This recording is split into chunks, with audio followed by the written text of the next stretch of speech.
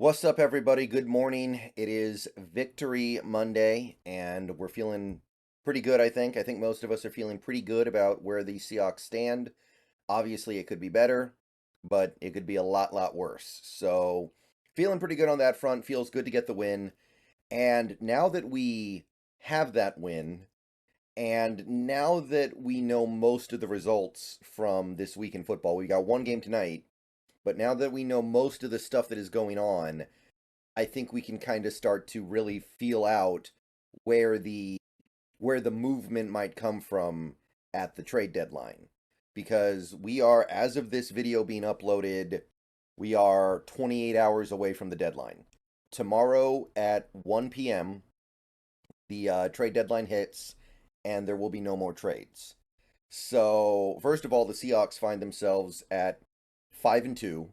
So they're good. Clearly, they're a good team. They're a team that at this point has to fully expect to make a playoff run, make the playoffs, and maybe even do a little something in the playoffs. So that's good, right? But they are also a team that can improve, that can get a little bit better in the remaining part of the season, and I don't just mean in terms of the players they have playing better. I mean in terms of them maybe looking to acquire some better players than what they currently have. So, with that in mind, I want to take a look at the state of the NFL as of right now and try to get a feel for what we could do to make this team better in the next 28 hours.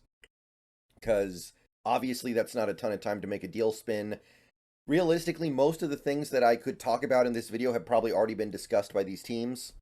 So it's not like you're just calling a team out of the blue and saying, hey, you want to do this? No, these conversations have been going on. But looking at the Seahawks, I would definitely be interested in bringing in an edge rusher better than Frank Clark, because based on the relatively small sample size we got in that Browns game, he might not be what we're looking for. So if we want to try to get somebody better than that to help replace Nwosu, then I'm definitely on that wagon. We could still use improvement on the interior defensive line. I know that the guys we've had have been good so far this year for the most part, but it's very thin. A single injury would destroy us.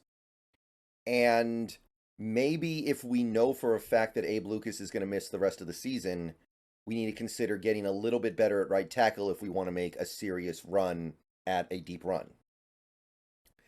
So, with that in mind, looking around the league right now, there are a couple of trades that could be on the table just because of circumstance. Like, just for an example, the Jets are a pretty good team. They're not a great team. They're not a contending team for a Super Bowl, but they're decent. They find weird ways to win games, and they're on the right track. They're not a terrible team. So I don't think the Jets are going to blow it up and say we need to trade all of our good players because this year it's not working. And by the way, they still have some optimism about Aaron Rodgers coming back this year, I guess. But you could still trade Carl Lawson. And I've already spoken about the Carl Lawson thing a couple times now.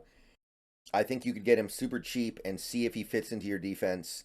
He's probably a little better than Frank Clark at worst and a lot better than Frank Clark at best. So that's on the table just because he's not playing, right? Carl Lawson is basically a non-factor on this Jets defense. So the Jets would give him away just so they don't have to pay him. But obviously that's not a tanking situation. That's not a fire sale situation. The fire sales, if you look around the league, you've got the New England Patriots. They have a couple of guys on that defense that I don't think would be bad targets. They do have a little bit on that offensive line, but nothing I really want to trade for, nothing I'm really interested in picking up. There is, I think his name is Trenton Cannon at right tackle, who we did kind of look at a couple years ago in free agency before ultimately not signing him. I think his name is Trenton Cannon, but I don't think his contract would be tradable yet. If it is, maybe you at least circle the wagons around that, but realistically, I'm looking at Dietrich, the defensive lineman, and Josh Uche for an edge player if you're thinking about trying to improve there. So, New England, I think they're on the menu. They're 2-6. They're awful. Mac Jones looks like he's a complete lost cause. They got to blow it up. and I imagine that they will. So give them a call, see what you can make happen. Nobody in the AFC North is blowing it up, and I don't think they have any assets they'd be willing to part ways with. I don't think there's anything to find in the North. Um, honestly, the AFC South, like it looked like there were going to be some teams here, but honestly, there aren't. The Texans are decent. I thought the Texans were going to be 1-7 and willing to, or 1-6 by this point and willing to trade everything, but they're playing such competitive football. They have a positive point differential. Don't they just gotta keep running with it? Don't they just gotta rock with it? Tennessee, they won yesterday. Now I know there it was a, it's one game, but I don't know if Tennessee wants to blow it up now. It's already been said they're not trading Derrick Henry. Not that I would really want Derrick Henry. You can't really trade Harold Landry or Jeffrey Simmons yet because of their contracts. So I don't know if there's a lot to get there, even if the Titans are still in fire sale mode. And the Colts are interesting because they've lost Richardson for the season, but Minshew is actually playing well. Like Minshew's been good for them. They might look at this and go, we could still make a run at this. And even if we don't make a run at it, why blow it up when we're going to get Anthony Richardson back next year and he'll be much more ready to go? So I don't think any of the teams in the South are blowing it up. Maybe the Titans, but after their big win yesterday, and I am kind of saying big win sarcastically, but I mean, they do look a lot more lively with Levis out there instead of Tannehill, right? So I would say that I don't even know if they should blow it up. And even if they do blow it up, what do they have that's covetable? Not a lot. And here's, where things really start to hurt, like the AFC West. The Denver winning yesterday was actually kind of a disaster for fans of fire sales. Denver was the definition of a team that 8 days ago was fixing to destroy their roster to the best of their abilities. Everything was going to go. But now they've won 2 games in a row. They beat Kansas City. And I know Mahomes was sick or whatever, but not only is Denver now feeling a little better about their future prospects, but they might even be thinking like, look, we want to keep our pieces around just in case we end up being able to make a run at things. Like, we don't want to throw in the towel yet. So I don't know if those Denver pieces, not that I really wanted any of them, are even going to be on the market now. Like maybe I would have taken one of their nose tackles, but now I don't even know if you could get one of them. Maybe you could get one so they could give more playing time to the other. But at this point, they might be looking at things like going, "Hey, we split with Kansas City. We're 3 games back. Um, let's keep this going. Let's see what happens. Maybe we have something here." They've won 2 in a row going into the trade deadline. So I don't think Denver's going to be in an aggressive fire sale mode anymore. If the Raiders lose tonight, they might, I guess, but 3-5 is really not that bad. You can easily galaxy brain your way into thinking you can make a run. The Chargers, they won big last night. I don't know if they're going to look to move guys like Khalil Mack now. They kind of went all in on this year's team to win. I know they should bail on it, but maybe they're going to do the sunk cost thing and just think, well, we gotta we gotta keep this going. We gotta try to dig our way out of this hole. We're 3 games back in the division, but we're already too far deep. We can't get out of it. Let's just keep going. So I just went through the whole AFC. There's one team that is definitively in a fire sale, New England. Everybody else, I'm not so sure about.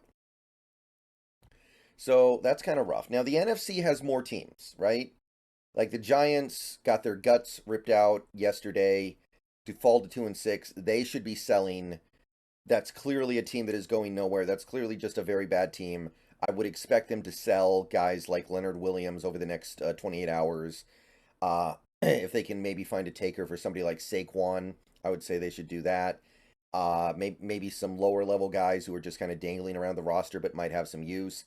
Obviously, Leonard Williams would be intriguing to go after, but you can't pay too big of a price because he is a free agent at the end of the year. The Commanders, I mean, they're 3-5. That's not bad. They played Philadelphia really tough twice now, but they have to trade one of their edge rushers, right? They know they're going to lose at least one, maybe both. So even though they're still an okay team that has some tiny hopes of a wild card spot, I guess, don't they just have to do it? Don't they just have to move Chase Young, Montez Sweat, or both? So I do think that team will be selling to a degree. I don't think they're fire selling. I don't think they're going to just blow it up. But I do think that they have some assets on that team they need to move because they're going to get nothing for it later. And that would be a disaster to have players playing as well as Montez Sweat and Chase Young and then lose them for nothing at the end of the year. So obviously, we're going to be jumping all over the phone lines with them. We've got a couple we got actually three teams in the NFC North that need to really think about this at the deadline. The Vikings are hot, but they've lost Kirk Cousins for the year now, almost certainly. Tore his Achilles, supposedly. Big deal. They don't have a true backup. They have Jaron Hall, who's a low drafted rookie. So their season's probably over. So they have to look at this and go, look, we're 4-4. We're second in our division. We are in the wild card hunt very clearly. Most of our losses have been very close, but we don't have a quarterback anymore. Now, who are they going to trade? I don't know. They can't really trade Danielle Hunter. They can't really trade they're off Brian O'Neill, their right tackle. I don't know if they can trade a guy like a Harrison Smith. I don't know if they can trade Byron Murphy. They have a lot of tough contracts. The one guy in Minnesota that I would consider kicking the tires on would be a Dean Lowry, but he would just be like a depth defensive lineman who gives you a little bit more than like a Miles Adams, so it's not super appealing. But I do think Minnesota should be looking to sell right now.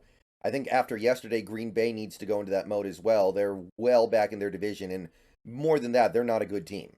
They're not a very good team, and I do think they need to look at trying to blow it up a little bit. I don't know exactly who they could move, but there are definitely guys here. Off the top of my head, you've got like Preston Smith. I believe they still have him. If they could move him and get a little something out of it, I think that would actually be something the Seahawks should at least look into, see if they can make some kind of a deal happen. Maybe somebody on that offensive line could be moved. I don't know if Bakhtiari would have any value at this point because he's always hurt, but if he's actually going to be able to effectively play this year, maybe there's a little bit of value there. So I think Green Bay should be in on it. And the Bears, I mean, obviously, right? Like the Bears are, I think the Bears are very close to the worst team in the league. I'm sure they're in blow it up mode. They don't really have a lot that I'm into. Um, I guess Andrew Billings would be a good interior defensive lineman. I don't think you're going to be able to pry their young offensive linemen away. They're going to want to keep those guys for the next quarterback. But the Bears are obviously a team that should be very interested in selling off some of their players. So that's most of the NFC North. So in the NFC, we do have some teams that should, at the very least, strongly consider, if not fully embrace, a little bit of a blow up. There's one team in the NFC South, the Panthers. We've known that they needed to blow it up for a while, but supposedly that owner doesn't really look at things that way. Tepper, supposedly he wanted to be a buyer at the deadline. He wanted to get a receiver for Bryce Young. I don't think that's going to happen, but I do wonder if that clear mismatch between Scott Fitterer and David Tepper is going to prevent them from being able to make a move to sell off some of their good players, like a Brian Burns, like Derek Brown, or those Shy Tuttle even. They've got some guys with some value, but I don't know if they're actually going to move them. Like Adam Thielen might actually have a little bit of value, and Carolina, like if they can move him contractually, they probably should. That's not a guy who's going to be around the next time Carolina is worth anything, but it might not be workable. But Carolina, obviously, I think you should definitely be beating down the doors on their phone, trying to get them to answer, see what's up. NFC West, I could see the Cardinals definitely looking to sell. In fact, I'm pretty confident that they are. And the Rams have already shown they're selling, but these are division rivals. I don't know if you can trade with them. They might not be okay with that. We've seen it before. Division rivals don't really like trading with each other in the NFL that much. So there are actually a lot of teams in the NFC, but the AFC is looking really dry, which is tragic because you generally want to trade with the other conference because those are the teams that are going to be more willing to do a deal with you. These NFC teams might look at it and go, we don't want to help another team in the conference, even if the offer is decent. We might need the offer to be more than decent if we're going to do it. But yeah, those are the teams that, as of right now, sit in an area where they might actually be moved to trade some of their players. So those are the guys we should be calling. I'll see you guys later. Go Hawks. And I'd like to see something happen in the next 28 hours.